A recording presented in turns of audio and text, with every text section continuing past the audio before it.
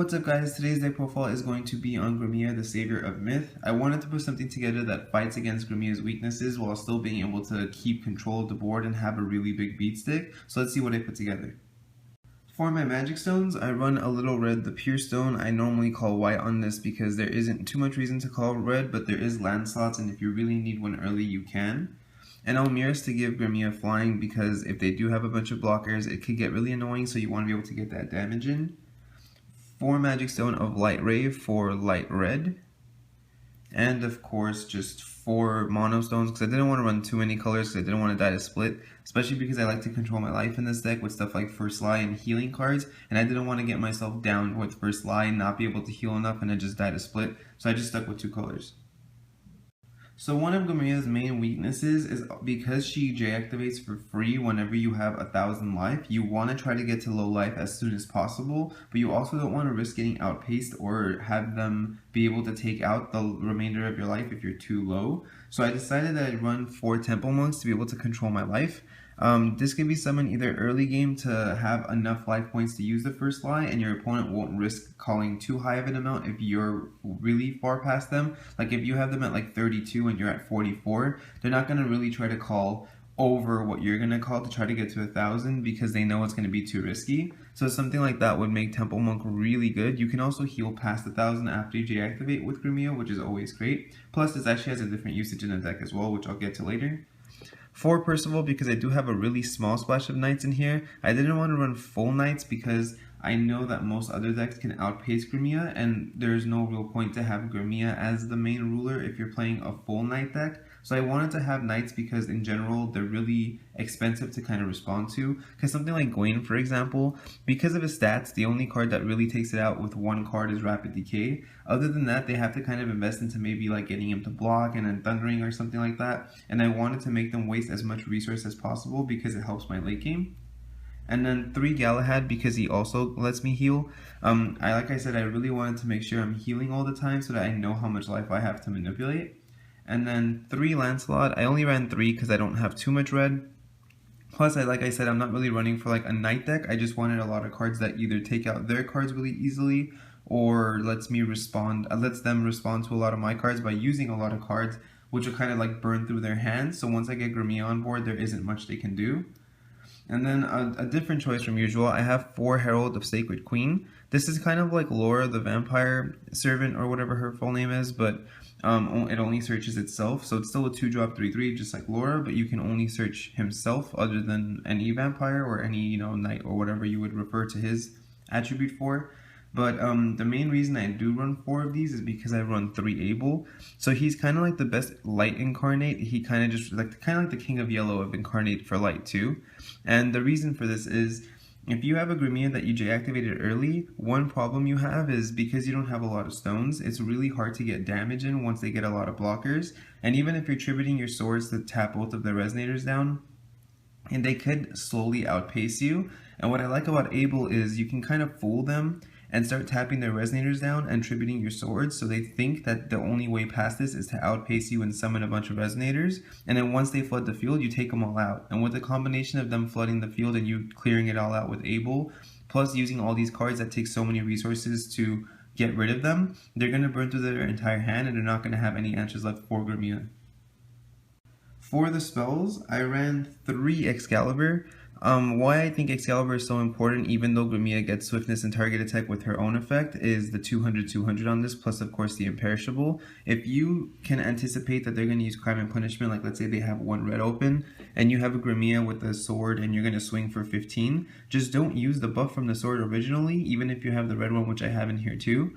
And so you'll do 1500 damage. If they attempt to use crime and punishment, you then plus it by 200, and now it's 200 range away from dying. You could have even used, let's say, plus 200 during draw phase to make it 1700, attack for 17, and then this has now been untapped, and then you buff it to 19 so you don't take the damage. And I just think that's really important. Sometimes crime and punishment says damage that J or Resonator has done this turn, so a lot of people don't know that you don't technically have to activate it during once the damage is done, you can just wait till the end phase and use it then. And you don't want to hope that they're not going to have it when you can just easily play around it. I mean, the 200 extra damage isn't really going to make or break it if you're swinging for 15. So it doesn't really matter to get that extra damage in or just save it to be safe.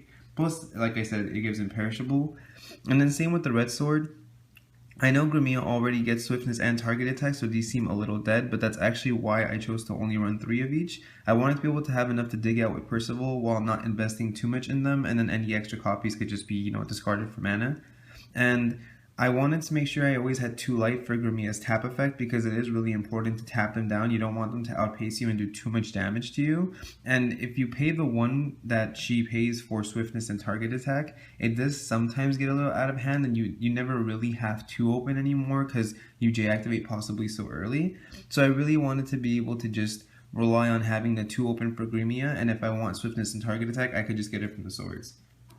And then 3 Ragnaroks. I don't like 4. It just seems like when I run 4, I mulligan in the beginning, and then one of the cards I mulligan into happens to be this.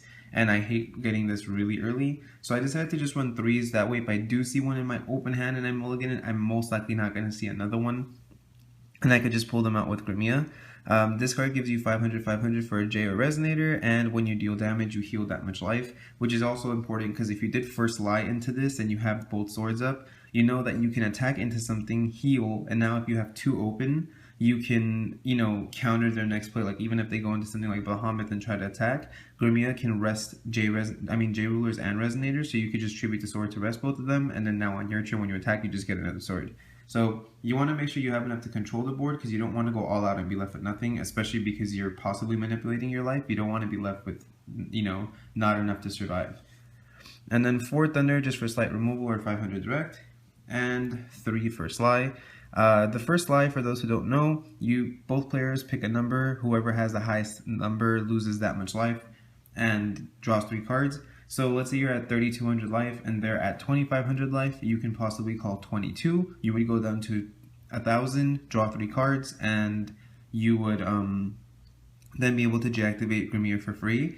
And if they try to call something like 25, knowing you're going to call 22, and they draw 3, and you just did 2,500 damage, so it's totally fine because now they're in like double thunder range, or they're in range from, you know, maybe just a normal deactivated Grimmia from like, you know, 2 costs possibly depending on how much life you're at, or even a heftier cost like 5. If you have the mana for it and you can possibly have swiftness, it can screw them over. So if they're really desperate to try to keep you from going to 1,000, as long as you're not being like extremely outpaced and you're just gonna lose no matter what they call, you should be fine because you're either doing an insane amount of damage or you're being able to deactivate, and thus like the whole first Sly aspect.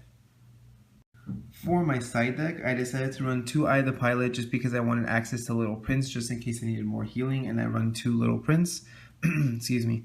Yeah, so this is just for really the healing. I didn't find too much need for any other type of Resonators because I feel like my Resonator lineup was really well.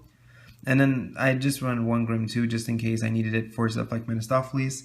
Normally Grimmia can take care of Mephistopheles, especially now with Excalibur, because you become 1700, which is right out of its range, and you heal the 1500 that you would kill it with, which is amazing. And then 3 Bullet of Envy. This card equips either Resonators or J Rulers, and it gives you 800/800 if your life is lower than your opponent. So it's a good side card against something like Bahamut.